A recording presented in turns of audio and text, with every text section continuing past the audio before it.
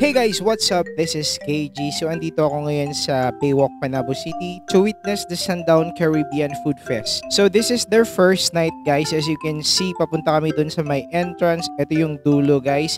Ang dami-daming tao kasi mayroon ditong live bands. So after their successful food fest last time, ito nagbabalik ulit sila guys. They were gonna be here until August 31st, so mas matagal-tagal yung event nila matapos this time. So tara guys, itutour ko kayo dito inside. As expected, maraming tao guys kasi it's their first day. Pero kung i-compare mo last time na event guys, kasi first day nun, andito din ako nun kasi nag-vlog ako nun, mas maraming tao nun guys. Siguro budgeted yung mga people this time kasi nga pasukan na, di ba?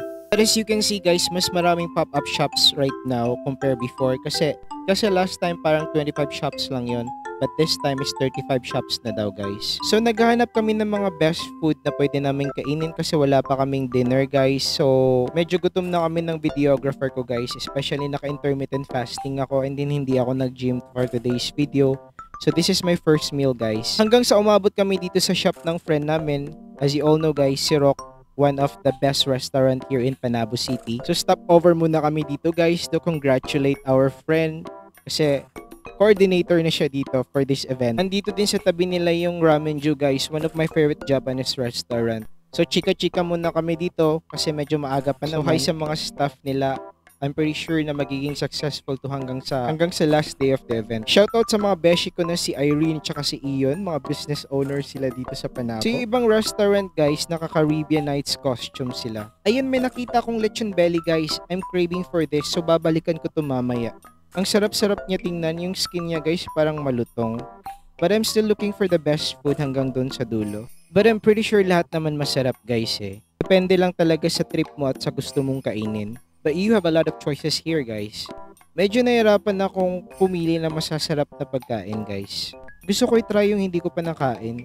Pero nakakalito sa dami. Pupunta kami doon sa kabila kasi may na nakaharang dito ng mga tao. Kasi may live bands dito guys na nag-perform. And Isla Rhythm Band is gonna be here. So I'm pretty sure lahat ng mga fans nila andito.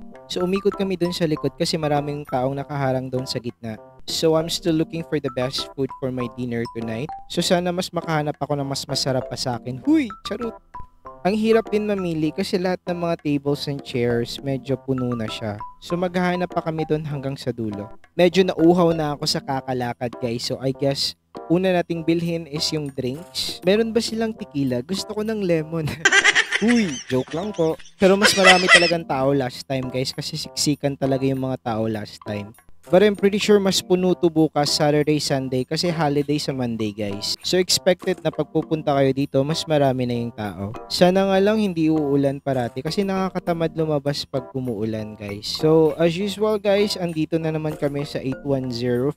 Nakikita nyo naman yung mga reels and videos ko guys. Parati akong nasa 8105 pa weekends. So last time andito ako kasi bumili ako ng blueberry nila, one of their best seller. Pero right now may iba tayo. Gusto ko ng green tea matcha guys. So while waiting for our order guys, eto muna, selfie videos muna tayo. And say hi to my videographer, Leo. Masarap talaga yung mga drinks and frap ng 8105 guys. Medyo pricey pero sulit naman.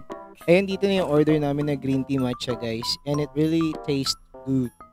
Favorite ko talaga yung matcha tsaka blueberry guys. Kahit gaano pa yan kamahal, bibili talaga ako. So babalik kami dun sa unahan kasi nagki-crave ako ng lechon belly, babalikan ko yun guys. Stop ko muna yung video ko guys kasi nakakahiya, marami nakatingin pag nagvi-video ako sa sarili ko. So andito ulit kami sa lechon belly, Kuya Tata Lechon Belly. May mga rice meal na sila pero ayoko ng rice kasi kakain pa kami doon sa Sirok. So nag-order kami ng 1/4 kilo para sa aming dalawa and it's cost like 250 pesos guys. So while waiting na i-chop yung order namin, so selfie video muna tayo dito. Tingnan nyo naman guys, ang sarap diba? Nakakain lang ako ng ganito pag may okasyon. Birthday, Pasko, New Year. Kasi on diet tayo parati guys, diba? Kamote tsaka mga chicken tsaka beef lang kinakain natin. Bibili din ako mamaya ng ramen ju guys kasi I'm craving for ramen. Bumalik na ulit kami dito sa Sirok Restaurant guys. Tsaka tinikman ko yung skin ng lechon belly. Ang lutong niya guys, pero hinay-hinay lang kasi yung veneers natin, Diyos ko po. So while waiting sa order namin na lutuin, so pupunta muna ako dun sa dulo kasi may nakita kong friend ko guys. Si Sasha na naka-costume ng Caribbean Nights. So bibisitahin natin yung shop niya guys. Andito din yung Don Carlos. Na-vlog ko na yung restaurant nila before. Masarap din yung mga food nila, promise. Andito na yung Sasha's Pastries guys. Located pala sila sa pinakauna. So nakita nyo naman 'di ba? Ang ganda-ganda ng may-ari oh. Hi Sasha.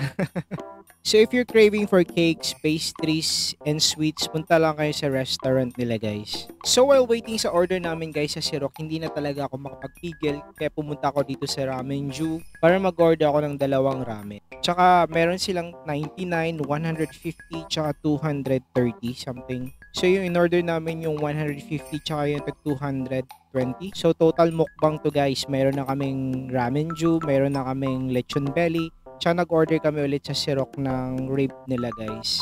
Ang gastos talaga kumain pag gutom na gutom ka.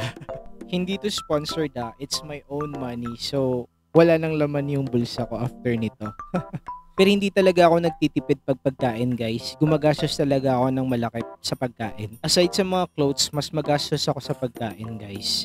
Kasi sinusulit ko yung bawat pagkain ko. Gusto ko yung busog ako. Gusto ko yung worth it yung pagkain ko. So at last, after couple of minutes of waiting, andito na yung order namin na Ramenju guys. So hinintay talaga namin to para makain namin lahat ng sabay-sabay yung mga order namin. So ito yung mga order namin guys. Rib dito sa Sirok, tsaka yung Ramenju, tsaka yung lechon belly. Ang ganda kumain dito guys kasi marami kang makikita mga tao, tsaka mayroon ding live band, so hindi siya boring. Mas maraming tao na ngayon kasi people is waiting for Isla Rhythm Band na tutugtog sila for the last set. Parang break muna ng mga bands, kaya nagpapatugtog sila ng mga party music. Pero ang sarap talaga namang kinakain namin guys. So pag pupunta kayo dito, mayroon kayong dalang like 1,000 pesos para at least makain nyo yung gusto nyong kainin. Tsaka pag nagka-crave kayo ng mga food na gusto nyong kainin, makakain nyo lahat. So punta na kayo dito guys. They're gonna be here until August 31st. So sulitin nyo na yung event na to guys kasi matagal na naman bago magkaroon ng food fest dito sa Panabo City. So kung gusto mo ng food talaga and you're really a mukbanger, so this place is best for you. Hindi halatang gutom ako guys, no? Ang sarap talaga ng ramen, tsaka yung pork belly, tsaka yung rib guys ng Sirok. So, ito yung pinaka the best na pagkain na nakain ko for today's vlog dito sa Baywalk guys. Pero sabi ng friend ko na si Ion, yung may-ari ng Sirok, masarap daw yung pizza doon sa unahan.